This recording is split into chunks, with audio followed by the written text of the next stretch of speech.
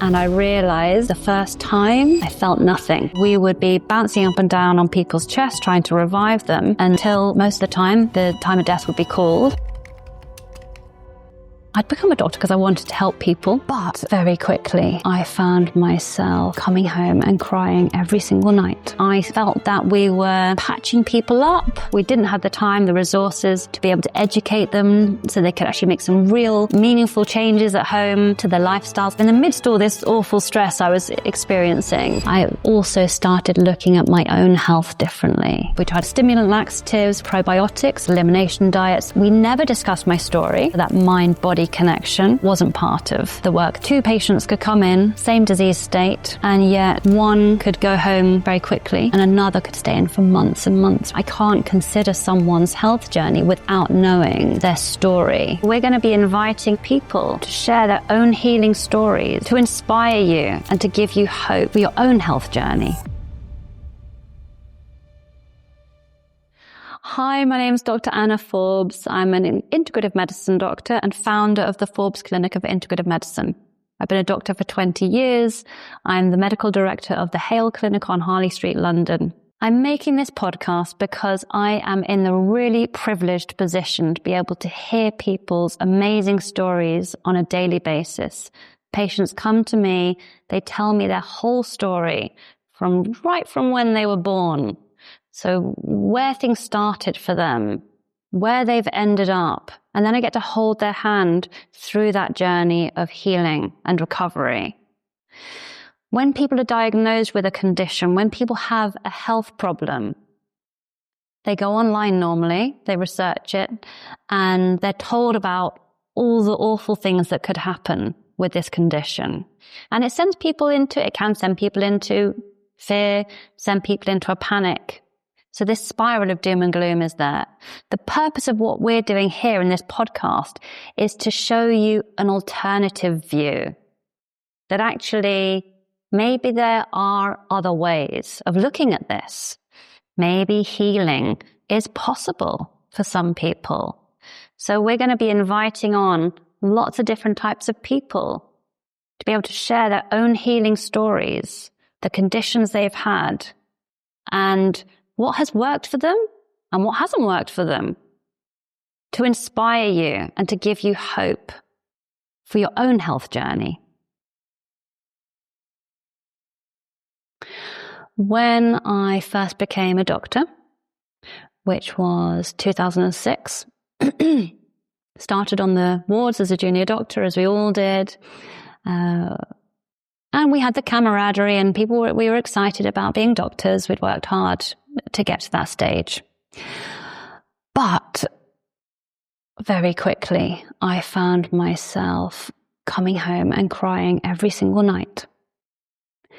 I looked to my consultants for inspiration, and I just feel, when I look back now in my mind's eye, I see kind of stony faces.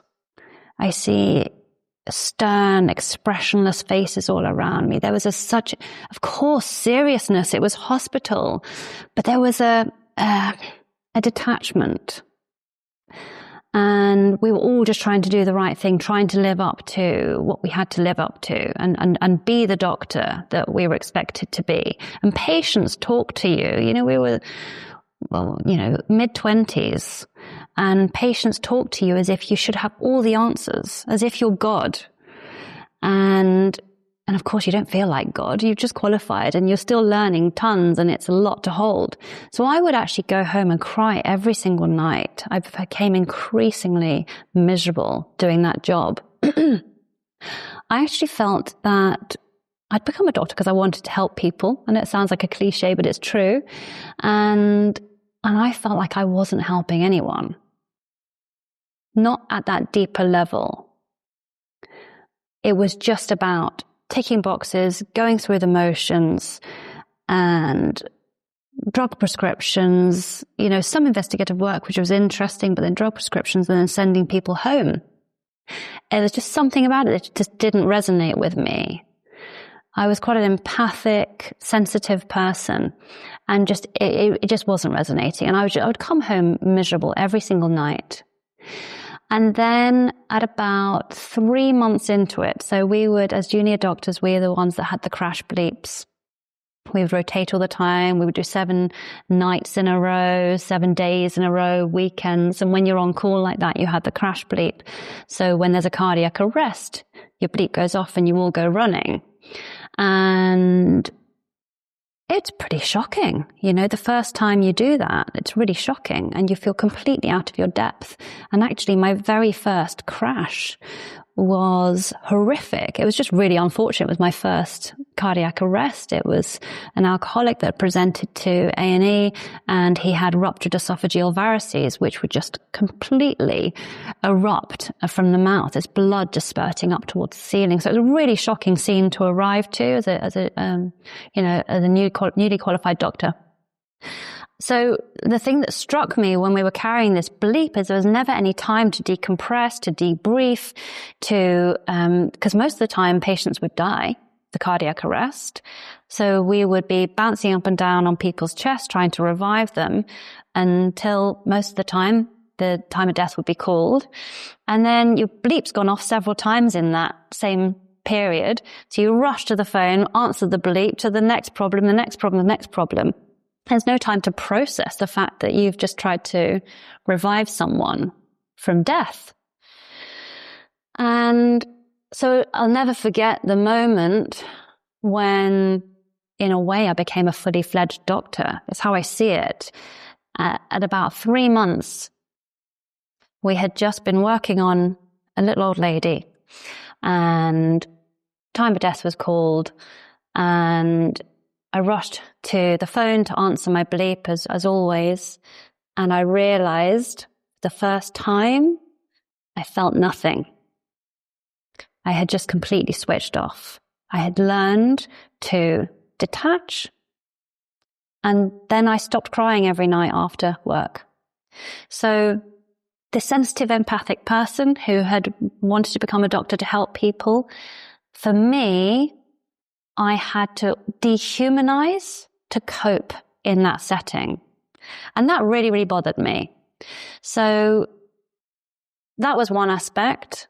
And the other aspect was I felt like as I started to do more cardiology and other medical work, I felt that we were patching people up, bit of a sticking plaster process, sending them home. They would often bounce back. We didn't have the time, the resources to be able to educate them so they could actually make some real meaningful changes at home to their lifestyles, to their lives, and so they could actually help themselves. So this also bothered me. So these were the key points, really, but I became quite disillusioned with the normal medical process.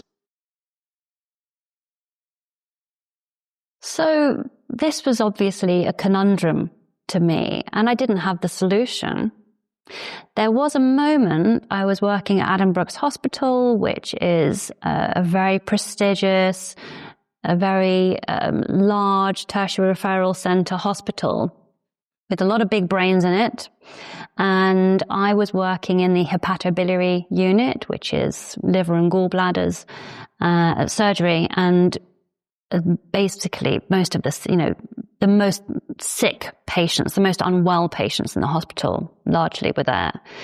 And I was working with my senior registrar, and I remember making the connection, to me anyway, this was the connection I made as a junior doctor, that two patients could come in, same disease state, same diagnosis, and yet one could go home very quickly without complication, and another could stay in for months and months with endless complications, one thing after another. And I felt that I had noticed a correlation with their mindset. So the person that bounced back home again, just bounced out of hospital quite quickly, often what I had noticed was there was a difference in attitude. There was like a fighting spirit. There was a determination, a hopefulness, an optimism, a willpower. Whereas often what I would see is those who were having endless complications, I saw like a victim complex. a hopelessness, a passivity to the process where they weren't really a part of that healing process. They were handed the power over to the surgeons. And I brought this up to my senior registrar, and he barely wanted to discuss it. He just gave me a look, made some sort of dismissive comment about, basically, that's not something we look at, it's not something we do. And that was that. So what I suppose in retrospect, I realized the thing that I felt at that tender age and that impressionable stage as a junior doctor was that we were missing that mind-body connection. For me, that's really what stands out now. And actually, what was quite interesting about that Addenbrooke's attachment, which I absolutely hated, it was the most stressful 4 months. We were doing 16-hour days. There was no time for food. You could barely grab a sip of water in between, racing between the wards. Everyone was so stressed and serious. My SHO above me at the time, she was pregnant and had to call in sick because of pregnancy-related nausea and was just told by the surgeons, just take an antiemetic, take medication for your nausea. And that was what was expected of her. I remember speaking to my supervisor, my surgical supervisor, and he just said, it's just the surgical ethic. It's the surgical ethos. That's it. Deal with it, basically. And I actually started smoking again. I started drinking heavily in the evenings. I could not cope. And neither could anyone around me. The other junior doctor that was working with me, she developed a heart arrhythmia. That senior registrar that I talked about, he developed a heart arrhythmia. Nobody was coping. It was the most horrendous environment to work in. And we were supposed to be helping people. So yeah, what I came up with at the time, the conclusion I drew is that there's no time, no space, there's no capacity to actually be able to even think about people's mind-body connections because we weren't trained with what to do about it. All we were trained was this more mechanistic approach to healthcare. So at the same time as all this was going on and I was trying to look at things a bit differently, a different perspective, in the midst of all this awful stress I was experiencing, I was just thinking a bit differently about what was really happening here. But at the same time, I also started looking at my own health differently. Now, I had experienced severe constipation from the age of 19, which is actually the day I started medical school. And through medical school, I was working with, at Addenbrooke's in Cambridge, I was working with a top professor in gastroenterology who was writing journals and teaching and doing research. And he took me under his wing. Well, I saw him as a patient to begin with, but eventually ended up working with him in my medical elective. And we wrote a paper together, but he was trying to help me with my bowels. And we were doing stimulant laxatives, which helped. But then he told me that actually I would create long-term problems for myself, for my bowel, if I continued those. We tried to find other laxatives. He did try some really great probiotics, like top-of-the-range probiotics, cutting-edge stuff at that time. Remember, this is 20-odd years ago. But they didn't help. We tried elimination diet. So give him his due. He really did actually try the dietary work, but it didn't help me. We never discussed my story. So that mind-body connection, that wasn't part of the work that we did. It was all physical.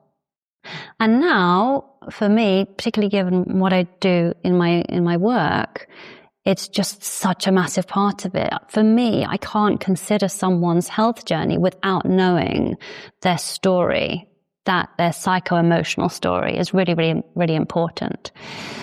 So I tried doing all of the physical stuff. I was one of the only ones at university who was doing gluten-free and dairy-free. Back then it wasn't normal. And I had bloating and I had pain and relying on these laxatives. I mean, there was one point where I didn't open my bowels for 16 days. Not at all. I felt horrendous, so low energy, lethargic, so low in mood, bloated. It was just horrible. So I'd had the bowels going on.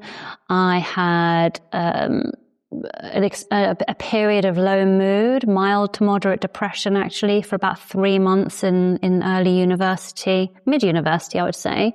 And my parents took me to see a psychiatrist. The psychiatrist asked for my life history, and I gave it to him willingly and eagerly, hoping he could help. And then at the end of that half hour, he said, "So thank you for that. What do you expect me to do about it?" And I said, "Well, I hope you can help me." And he said, "Well, you're not sick enough for drugs." So I actually went into medicine because I wanted to be a psychiatrist. So that was my first exposure to psychiatry, was through my own personal health journey. So that was quite shocking. I mean, I'm really glad he didn't give me drugs, but I didn't know at that point what a psychiatrist could or couldn't do. There was no suggestion of therapy. There was no looking at my life patterns, my mindset, my experiences, nothing like that. And then I went on to actually do a psychiatry attachment in medical school. So you do these different clinical rotations at hospitals in your 4th and 5th years at uni. And I did psychiatry, and I was really shocked. I was so excited about doing it, but I was really shocked because I found it archaic. It just seemed like dark ages. No one seemed to be getting better. And the consultant himself, bless him, seemed extremely stressed and probably depressed. That was my that was how I saw it back then. So all of that really didn't inspire me in terms of feeling that conventional medicine held all the answers, and it put me off doing psychiatry. After having done some initial work on my diet, trialing elimination diet, probiotics with this professor who was, it was a fantastic first start, I still wasn't healed. There were no long-lasting permanent changes. I still had severe constipation. I was still reliant on laxatives heavily, and I still had some low mood issues from time to time. Not full-blown depression, but the mood would fluctuate quite a lot. And I was getting desperate. And then I thought, well, this association I've noticed in hospital medicine, in the surgical ward, this mind-body connection, I haven't actually done that on myself.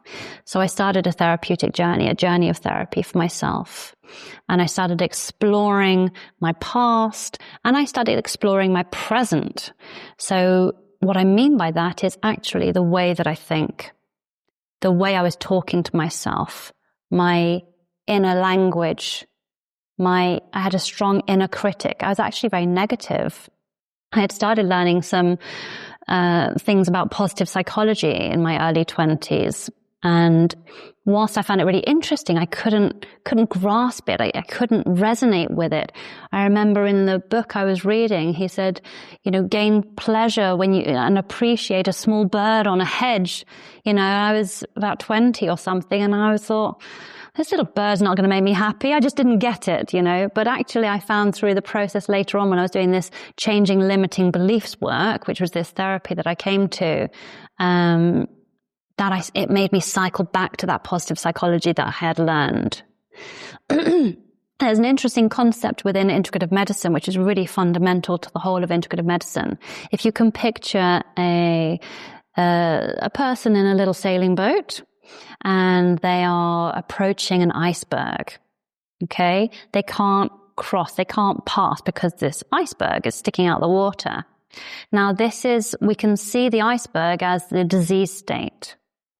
Now in the conventional view, the conventional medicine view, what we do is we get out our pickaxe or whatever it is, ice pick, and just start bashing away at it, bashing away at the disease, bashing away at the iceberg to get it out the way so we can keep plain sailing. In integrative medicine, we're raising the water levels so that we can then sail over the top of the iceberg. So that was a really powerful image for me to always remember. So it's about raising our resources, raising our resilience levels, raising the support within our system. So working on my mindset, working on my thoughts, working on the beliefs I held about myself, the world around me, my life, my health, everything, all of that really helped with my mood. But most importantly, all of that work helped me to understand me better. And I think this is a huge part of healing. getting to know yourself. I had no idea who I was when I was in my early 20s, and I didn't until I was about 30. So getting to know myself was absolutely crucial, because actually what I realized was I was in the wrong job. It didn't suit me. It didn't sit well with me. It didn't resonate with me. I wasn't living my truth. So obviously, like I said before, I was more of an arts person than a science person. I forced myself into the sciences to become a doctor. But actually that set up a conflict in my system.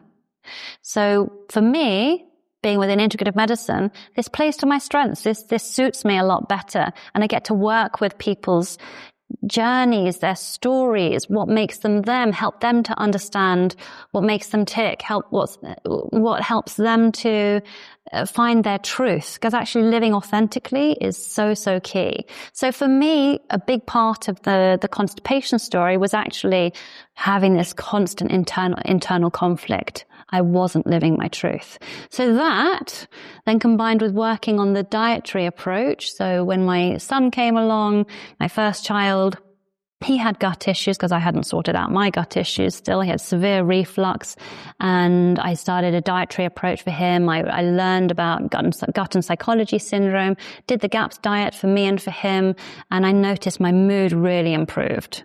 So that was a huge thing I noticed straight away. It still didn't sort my gut out fully, but it really helped.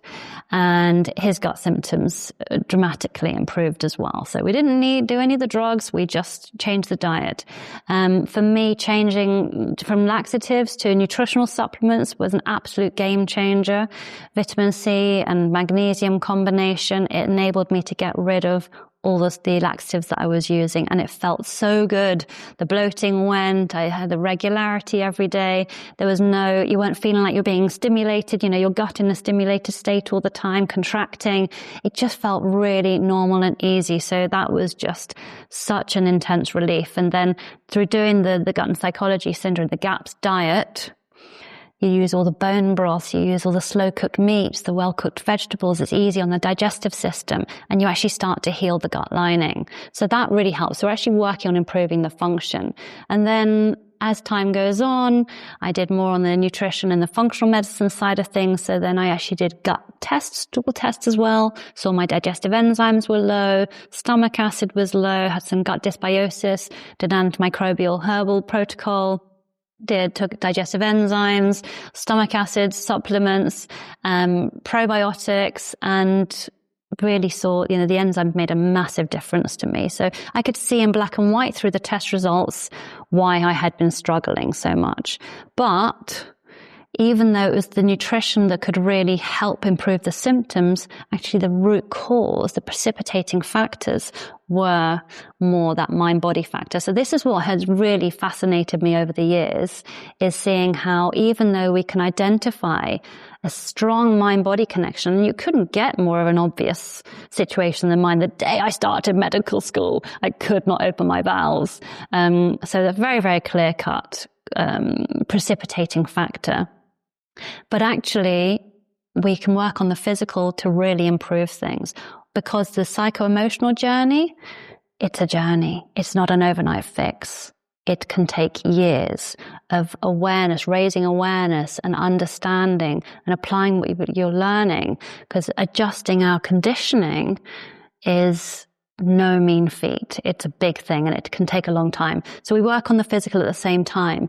And for me, in integrative medicine, that is how we get the best results. This is how people can feel better the quickest, is we do the physical approach, and often does start with the gut. Obviously, mine was a gut story, specifically gut symptoms, but actually even in other types of health conditions, we still work on the gut because we know how central the gut microbiome is to all health conditions. So we do that work at the same time as looking at what might have been the precipitating factors and what may be the perpetuating factors in their current condition and in their health story. So how was I lucky enough to be introduced to integrative medicine in itself, as a training, as a profession, as a career? Because what I've told you about so far, this is my health journey, and this is the things that I noticed in the system, etc. But integrative medicine, I was so fortunate to stumble across. So I had a friend at university, and I remember her telling me she had had an experience that she'd visited an integrative medicine clinic in Israel, and she came back excitedly, told me all about it. And I remember thinking, that sounds amazing. All these practitioners and doctors working together, a multidisciplinary team, so that you leave no stone unturned. That's what I loved about it. Everyone's looking at these different facets of what makes us human and what imbalances our health and our well-being. So I loved that concept. And then as I was at the point of choosing my specialty, so you do your junior doctor training years, and then you choose, you want to become a GP or you want to become a specialist consultant. And I had to make a decision. So she called me up, she told me, there's now an integrative medicine college in the UK.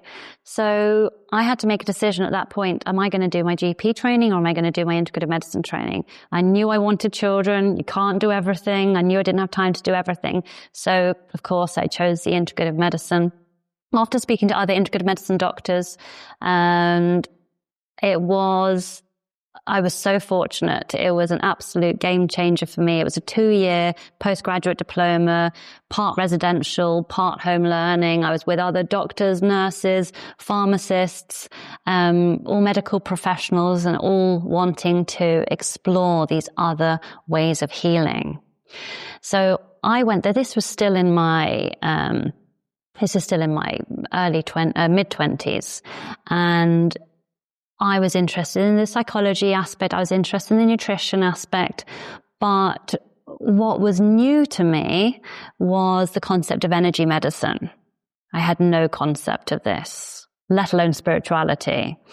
And I come from a very atheistic, mainstream family. And when it got introduced, the concept of spirituality into the room on our course, my blood boiled. I felt so angry. Why are you bringing this airy-fairy rubbish into this place? We're doctors and we're nurses and pharmacists and, serious medical professionals. Don't kind of, diminish what we're doing here. Don't turn this into something farcical, basically. This is serious. I want to make a career out of this. Why are you bringing this here? I'd made some good friends with a couple of colleagues who were on the course with me, but they were much older and much more experienced. I was one of the youngest on the course. And I remember them both looking at me kind of affectionately, but like as if the way you would look at a young child that doesn't really get it, I remember kind of curiously looking at them going, why are you giving me that look? No one shared my sentiments. So anyway, I went with it. And then they introduced us to the concept of energy medicine. And we had a Tai Chi master, and he showed us how to make an energy ball between our hands. Again, I just had no reference for this at all. I was open, but I wasn't very suggestible.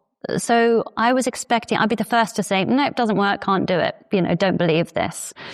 But I did. I could feel it. Exactly what he was talking about. I could feel it straight away. Not straight away, but you do the work and you can manipulate and you could feel it. This thing between your hands. I was like, oh my God, this palpable ball between my hands. What is this? So that was my first introduction to energy medicine. And he also got us to close our eyes and approach a big tree outside in the garden. And we all did it as a group, and to feel where the energy of the tree, the energy field of the tree started and stopped. So that was amazing as well. So I actually decided we had to choose our integrative medicine electives. And I was really fortunate. I got sponsored by a patron to go to China, go to Beijing, and study medical Qigong or learn about medical Qigong. Now, why was I interested in this? I was told about the medicineless hospital in Beijing, where basically it was no herbs, no supplements, no medications, nothing physical, just medical Qigong. Now, medical Qigong, Dinant Qigong, had been created by Dr. Pang, who I believe was a Western medical doctor and a traditional Chinese medicine doctor, and he had grown up studying 19 different versions of Qigong. Now, Qigong, the way I explain it to people, it's kind of the healing version of Tai Chi. So whereas Tai Chi may be a little bit more on the defense side, the Qigong is more specifically for healing. So I was fascinated by this, having experienced my little energy ball and the trees, energy field, etc. And I thought, I'm going to go and check this out, see what this is all about. So I went and interviewed loads of patients or people or students of medical Qigong, and they had been doing it for years. And they had every story under the sun. They had every sort of condition. And they told me that they had healed their condition just doing medical Qigong. But the caveat was they did an hour and a half every single day without fail. So that was the kind of sticking point for me, because I thought, in the West, who's going to do an hour and a half of medical Qigong every day? And I haven't, unfortunately. Although I did have the best of intentions when I came back, but I was pregnant. So I went out there, I was 6 weeks pregnant, my first child. And so remembering my background of the constipation, early pregnancy worsens constipation. So by the time I arrived there, after my long flight, I was severely constipated and uncomfortable.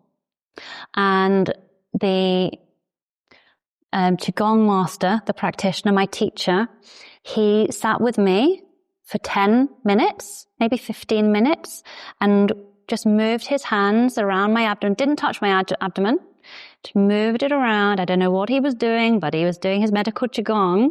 And within 1 hour, I had this perfect bowel movement, having not been for many days. Okay, so this was before I had discovered the supplement that got me off the laxatives, etc. And so I was there for then 10 days doing this, practicing this medical Qigong and interviewing all these people who were students of medical Qigong. And then by the end of the 10 days, the constipation had built up again, because clearly I wasn't very good at doing Qigong myself to be able to move things through myself. Same thing again. I went to him, exactly the same result. And like I say, I don't consider myself a suggestible person. It definitely wasn't placebo effect. He was doing something, that's from my perspective. And the kind of diseases that people had told me about that they had cured through using medical Qigong, I'm just saying what they told me. Obviously, I've got no way of proving this myself, but this was the interviews I had with them. I remember one lady who had been working in the fields all of her life, and she said her spine was basically at a 90-degree angle. She was totally hunched over and couldn't walk. And she said, and now look at me. And she flung her hands back and flung her head, and her hands swung them between her legs, and, like a complete athlete. So she said that was down to the Qigong. Other people had tumors and deafness and tinnitus. And, one guy had, mental health and memory problems. They had a retreat where people would go and do Qigong every single day. So it was really fascinating. And they very kindly translated the Chinese research into English for me.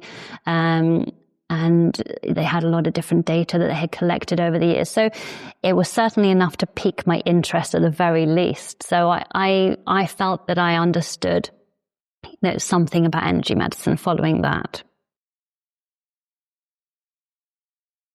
So all of these early experiences helped to shape what I am today, what I do today, from a health level to a personal level to a professional level.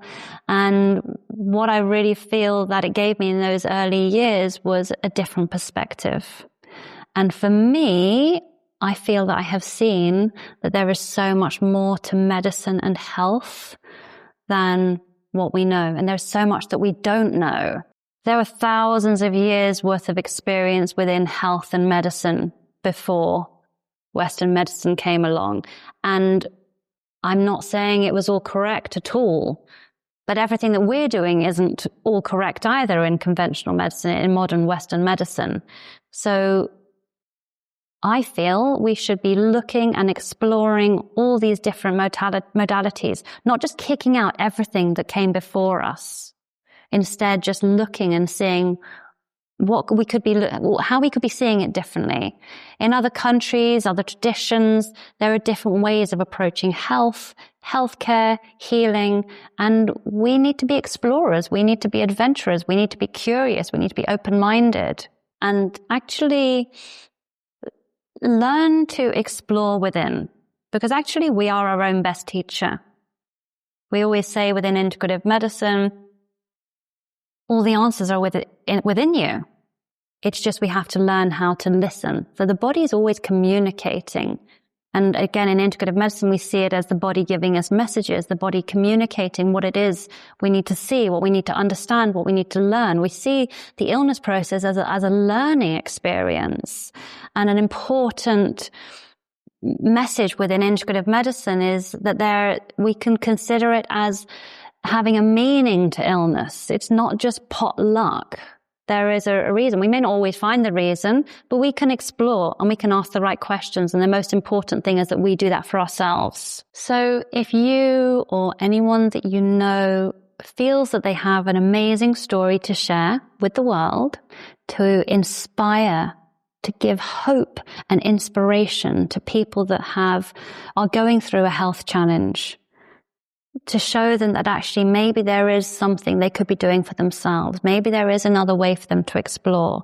Sharing with them what worked for you, what didn't work for you.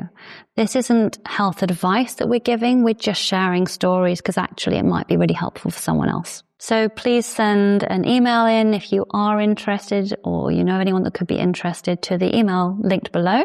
Likewise, I'm also inviting unique practitioners to share their practice, what they do in their work, that they find the different modalities that they use to help people so that we can all learn from each other.